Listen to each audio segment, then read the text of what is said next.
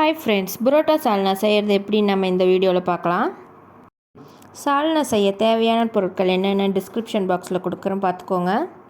First நம்ம அடுப்பில் கடாயை வச்சுட்டு ஸ்பைசஸ்லாம் போட்டு ட்ரை ரோஸ்ட் பண்ணிக்கலாம். கொஞ்சமாக நிலக்கடலை, பொட்டுக்கடலை, முந்திரி பருப்பு இது கூடயே சேர்த்து நல்லா வறுத்துக்கலாம். இதுலேயே கொஞ்சம் கருவேப்பிலை சேர்த்து வறுத்துக்கலாம்.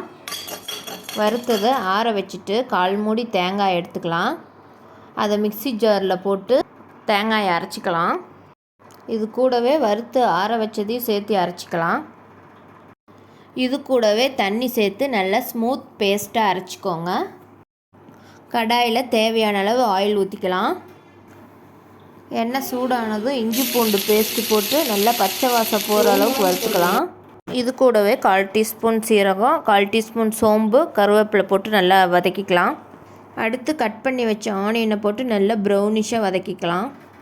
ஆனியன் வேகிறதுக்காக கொஞ்சமாக கல்லுப்பு ஆட் பண்ணிக்கலாம்.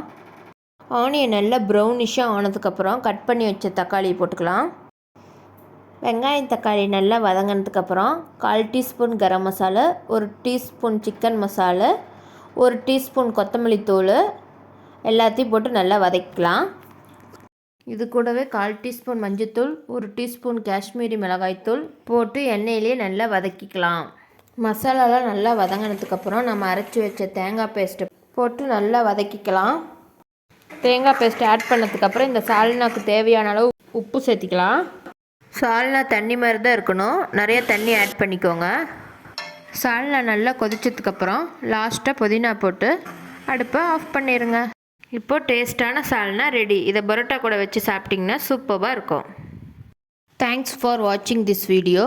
வீடியோ பிடிச்சிருந்தா லைக் பண்ணுங்கள், உங்கள் வியூஸை கமெண்ட்டில் சொல்லுங்கள். ஹார்ட்டி ஆர்கேஜஸ் சேனலை சப்ஸ்கிரைப் பண்ணுங்கள். தேங்க்யூ.